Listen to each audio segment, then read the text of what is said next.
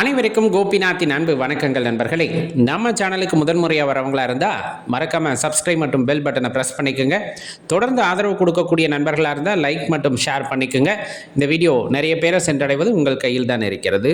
சித்ரா பௌர்ணமி தினம் அப்படிங்கிறதே ரொம்ப சிறப்பு. சிவபெருமானை வழிபடுவதற்கு ரொம்ப உகந்த நாள் அப்படின்னு சொன்னோம்னா இந்த பௌர்ணமி தினத்தை சொல்லலாம்.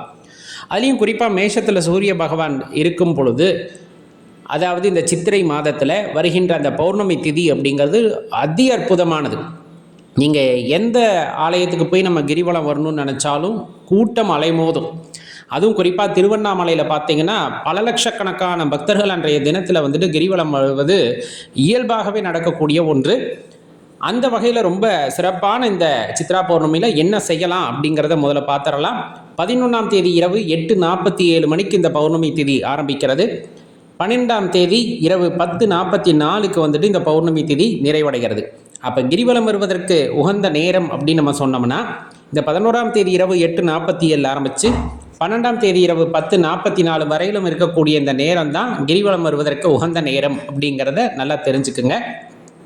இப்போ நம்ம திருவண்ணாமலையில் கூட்டம் அதிகமாக இருக்கும் அப்படிங்கிற காரணத்தினால அருகாமையில் உள்ள ஆலயங்கள் அல்லது அருகாமையில் நம்ம ஊர்லேயே ஒரு மலை மீது சிவாலயம் இருக்கிறது அப்படிங்கும் போது அந்த ஆலயத்தையும் அந்த மலையையும் கிரிவலம் வருவது சிறப்பு அப்படிங்கிறத தெரிஞ்சுக்கணும். ஏன்னா கூட்ட நெரிசல் சில பேத்துக்கு ஆகாது, வயதாகிடுச்சு, நோய்வாய்ப்பட்டிருக்காங்க அப்படின்னா அந்த கூட்டம் நம்மளுக்கு ஏற்றுக்காது. அப்படிங்கிற பட்சத்தில் நம்ம அருகாமையில் இருக்க ஆலயங்களை கிரிவலம் வந்தாலும் அதே பலன்தான் கிடைக்கும் அப்படிங்கிறத தெளிவாக தெரிஞ்சுக்கணும். ரொம்ப முக்கியமாக சொல்லப்போனால் இந்த சோடசக்கலை நேரம் அப்படின்னு சொல்லக்கூடியது சித்தர்கள் அருளிய நேரம், அதாவது நம்மளுக்கு காட்டி கொடுத்த நேரம் அப்படின்னு சொல்லுவாங்க.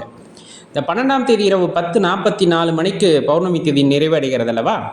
அப்போ இந்த சோடசக்கலை அப்படின்னு சொல்லக்கூடிய 16ஆவது அந்த திதி அப்படின்னு நம்ம சொல்லுவோம். அது பார்த்திங்க அப்படின்னா இரவு 9:44 ஆரம்பித்து 11:44 வரையிலும் இருக்கக்கூடிய அந்த நேரத்தை தான் நம்ம குறிப்பிட்டு சொல்கிறோம் இந்த சோடசக்கலை நேரம் அப்படின்ட்டு. திருமூர்த்தி பகவானுடைய பார்வை இந்த பூமியில் விழக்கூடிய ஒரு 5 அல்லது 6 வினாடி, அந்த 2 மணி நேரத்துக்குள்ளே ஒரு 5 வினாடி 6 வினாடிக்கு அவருடைய அந்த கருணை பார்வை இந்த பூமியில் விழுகின்ற நேரத்தில் நம்ம மனசில் என்ன வேண்டுதல் வைத்திருக்கிறோமோ அந்த வேண்டுதல் அப்படியே நிறைவேற்றி தருவார் என்பது ஐதீகம். அதனால் அந்த சோடசக்கலை நேரத்தையும் தவற விடாதீங்க. ரொம்ப முக்கியமானது சித்திரகுப்தர் வழிபாடு அப்படின்னு சொல்லக்கூடியது. ஏன்னா இந்த நாள் ரொம்ப சிறப்பாக அவருக்கான வழிபாட்டை சொல்லக்கூடிய நாள் அப்படின்னு சொல்லுவாங்க. பாவங்களை போக்குவார் அப்படின்ற மாதிரி சொல்லுவாங்க. அப்படியெல்லாம் அவர் எதுவும் போக்க மாட்டார். நல்லா தெளிவாக தெரிந்து கொள்ள வேண்டிய விஷயமும் கூட. இப்போ பொதுவாக பார்த்திங்க அப்படின்னா பாவங்கள் செய்யாமல் நம்மை நன்னெறிப்படுத்தக்கூடிய ஒரு ஆற்றல் அப்படிங்கிறது சித்திரகுப்தரிடம் உண்டு அப்படிங்கிறத நம்பலாம். அடியேன் எப்பவுமே சொல்கிறது தான். இப்போ நவகிரகங்களை சில பேர் வழிபடுவாங்க. நவகிரகங்களுக்கெல்லாம் நாயகமாக இருக்கக்கூடிய சிவபெருமானை வழிபட்டால் நவகிரகங்களை வழிபட்டது போல சொல்லப்போனால். அப்போ சித்திரகுப்தரை வழிபடுறாங்க. சித்திரகுப்தரை வழிபடலாம், தப்பு இல்லை. ஆனால் அதற்கும் மீறிய சக்தி அப்படிங்கிறது சிவபெருமான் அல்லவா? நல்லா தெளிவாக தெரிஞ்சுக்கணும். சித்திரகுப்தர் வழிபாடு செய்யலாம். அதில் மாற்றுக்கருத்தையில் வீட்டில் எழுதி வைப்பாங்க, சித்திரகுப்தர் படியளப்பு அப்படின்னு எழுதி வைப்பாங்க. நிறைய விஷயங்களை சொல்லுவாங்க. என்னன்னா, நான் மலையளவு செய்த பாவத்தை கடுகளவாகவும் கடுகளவு செய்த புண்ணியத்தை மலையளவாகவும் எழுதி கொள்க அப்படின்ட்டு சொல்லுவாங்க. அப்படியெல்லாம் அவர் எழுத மாட்டார். அவங்கெல்லாம் நியாயத்துக்கு கட்டுப்பட்டவங்க, தர்மத்துக்கு கட்டுப்பட்டவங்க. நம்ம என்ன செய்கிறோமோ அதை அப்படியே தான் எழுதுவாங்க. அதனால் நம்ம தான் தெளிவாக இருந்துக்கணும். கர்மம் அப்படிங்கிற ஒரு விஷயத்தை கண்ணும் கருத்துமாக செயலாற்ற வேண்டும். நாம் என்ன விஷயத்திற்காக இங்கு வந்தோமோ அந்த விஷயத்தை முறையாக செய்ய வேண்டும் அப்படிங்கிறத மட்டும் ஞாபகத்தில் வச்சுக்கங்க. அப்போ சிவ வழிபாடு இந்த நாளில் ரொம்ப சிறப்பு. இதில் முக்கியமாக பார்த்திங்கன்னா இந்த சித்ரா பௌர்ணமி தினத்தில் இரவு நேரங்களில் ஆற்றங்கரை இருக்கும். இது நிறைய பக்கத்தில் இந்த கொண்டாட்டங்கள் எப்போவுமே உண்டு. புளி சாதம், எலும்பச்சை சாதம், இந்த மாதிரி கிளறின சாப்பாடு இருக்கு இல்லையா, அது அல்லது உணவுப் பொருட்களை வாங்கி கொண்டு போய் குடும்பமாக அமர்ந்து அங்கு சாப்பிட்டு கேளிக்கைகளிலே ஈடுபடுவார்கள். இது வழக்கம், எல்லா பகுதிகளிலையும் பெரும்பாலும் நடக்கக்கூடிய வழக்கமும் கூட. அது குடும்ப சகிதமாக ஒன்று கூடுவதற்கான ஒரு அருமையான நாளாக இந்த சித்ரா பௌர்ணமி பார்ப்பாங்க. அதில் சிறப்பாக பார்த்திங்க அப்படின்னா சத்யநாராயணர் பூஜை அப்படின்னு சொல்லக்கூடிய அந்த பூஜையை செய்வதற்கு உகந்த நாளும் இந்த சித்ரா பௌர்ணமி தினம் அப்படிங்கிறத மறந்துடாதீங்க.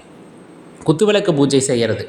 குத்துவிளக்கு பூஜை செய்யும் பொழுது குங்குமார்ச்சனை செய்வாங்க. அந்த குங்குமார்ச்சனை செய்து அந்த குங்குமத்தை எடுத்து வைத்து கொண்டால் அதற்கு பிறகு வரக்கூடிய நாட்களிலே அதை பயன்படுத்தி கொள்வதும் ரொம்ப சிறப்பான விஷயம் அப்படிங்கிறத தெரிஞ்சுக்கணும். அதே போல் சித்தர்கள் வழிபாடு பொதுவாகவே நம்ம சொல்லுவோம் பௌர்ணமி தினத்தில் வழிபாடு செய்கிறது ரொம்ப சிறப்பு அப்படின்ட்டு. அதில் குறிப்பாக இந்த சித்திரையில் வரக்கூடிய பௌர்ணமி திதியில் நம்ம செய்யக்கூடிய வழிபாடு அப்படிங்கிறது மிகவும் அற்புதமானது. ஏன்னா ஏற்கனவே சொன்ன மாதிரி இந்த மலைகள் அருகாமையில் இருக்கக்கூடிய இடங்களில் வந்துட்டு நம்ம தங்குறோம் இந்த பௌர்ணமி தினத்தில் அப்படின்னாலே நமக்கு மிகப்பெரிய ஆற்றல் கிடைக்கும் அப்படின்னு சொல்லப்படும்.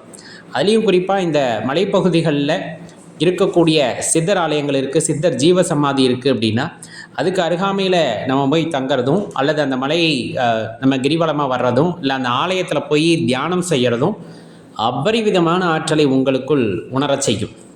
முயற்சி செய்து பாருங்கள். சில பேர் வந்துட்டு இப்போ தான் நான் தியானம் செய்ய பழகிறேன், எனக்கு எந்த இடத்துலையும் எந்த விதமான ஒரு உணர்வுகளும் ஏற்படுவது இல்லை இந்த தியானத்தின் பலனாக அப்படிங்கிற மாதிரி எண்ணுனீங்கன்னா உங்களுக்கு சரியான நாள் அப்படிங்கிறது இந்த நாள் சித்ரா பௌர்ணமி தினம். நீங்கள் அருகாமையில் இருக்கக்கூடிய சித்தர் ஆலயங்களுக்கு போங்க, சித்தர் ஜீவ சமாதிக்கு போங்க. இந்த பௌர்ணமி திதி இருக்கு இல்லையா, அதுலேயும் மாலை நேரத்தில் இருக்கக்கூடிய ஆலயங்களுக்கு போய் நீங்கள் வழிபாடு செய்யலாம். குறிப்பாக சொல்லப்போனால் 12ஆம் தேதி மாலை 6 மணிக்கு மேலே அந்த இடத்துக்கு போங்க. 10:45 வரலும் நம்மளுக்கு நேரம் இருக்குது. அங்கே போய் மனதில் இறைவனை நிறுத்தி கொண்டு, ஆக்ஞா சக்கரத்திலே இறைவனை நிறுத்தி கொண்டு நீங்கள் தியானம் செய்ய முற்படுங்கள். கண்டிப்பாக அதற்கான வழி உங்களுக்கு கிடைக்கும். அந்த உணர்வுகளை உங்களால் உணர முடியும் அப்படின்னா அதில் எந்த மாற்று கருத்தும் இல்லை. இந்த நாளில் நம்ம செய்ய வேண்டியது அப்படின்னு பார்த்தோம்னா தான தர்மம் அப்படிங்கிறது. சித்திரை மாதம் பௌர்ணமி திதியில் காலணி தானமும் அதே போல் குடைதானம் அப்படிங்கிறத செய்கிறதுங்கிறது ரொம்ப அற்புதமான விஷயம். பொதுவாக பார்த்திங்கன்னா சித்ரா பௌர்ணமி தினத்தன்று இந்த தயிர் அப்படிங்கிறத பயன்படுத்த மாட்டாங்க அந்த நைவேத்தியம் வைக்கும் போது. ஏன்னா பெரும்பாலும் இது மாலை நேரத்தில் இரவு நேரத்தில் வழிபாடு செய்வாங்க. இரவில் வந்து தயிர் எடுத்துக்கக்கூடாது அப்படிங்கிற ஒரு ஐதீகம் உண்டு. உடலுக்கு ஆகாது இல்லையா, கட்டி தயிர் புளிச்ச தயிர் எடுத்துக்கக்கூடாது அப்படிம்பாங்க. அதனால் நம்ம நைவேத்தியங்களில் தயிர் சாதத்தை வந்து தவிர்த்து விடுவாங்க. அதை மனசில் வச்சுக்கிட்டு மீதி இருக்கக்கூடிய சாப்பாடுகள் நம்மளால் என்ன செய்ய முடியுதோ அந்த சாப்பாடுகளை செஞ்சு அருகாமையில் இருக்கக்கூடிய வயது முதிர்ந்தவர்களாக இருக்கலாம், உணவுக்கு தட்டுப்பாடு இருப்பவர்களாக இருக்கலாம், இயலாதவர்களாக இருக்கின்ற பட்சத்திலே அவர்களுக்கு தான தர்மங்களை இன்றைய நாள், அதுவும் குறிப்பாக சித்ரா பௌர்ணமி தினத்தில் அன்னதானம் செய்கிறது அப்படிங்கிறது ரொம்ப சிறப்பான விஷயம், மறந்துட வேண்டாம். அதே போல் அம்பிகை ஆலயம் எதுவாயினும் சரி உங்கள் வீட்டிற்கு அருகாமையில் இருக்குது அப்படின்னா போய் நெய் விளக்கு ஏற்றி வழிபாட்டை செய்யுங்கள். அந்த நெய் விளக்கு வந்து ரொம்ப அற்புதமான விஷயம் இன்றைய தினத்தில் நம்ம செய்கிறது.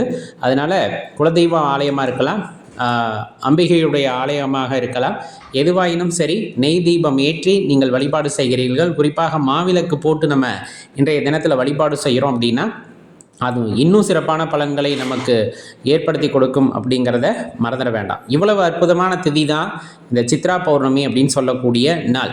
எக்காரணம் கொண்டும் தவற விட்டுறாதீங்க. உங்கள் நண்பர்களுடனும் பகிர்ந்து கொள்ளுங்கள். இந்த வீடியோவை லைக் பண்ணிவிட்டு உங்கள் நண்பர்களோட பகிர்ந்து கொள்ளுங்கள் நண்பர்களே. நன்றி, வணக்கம்.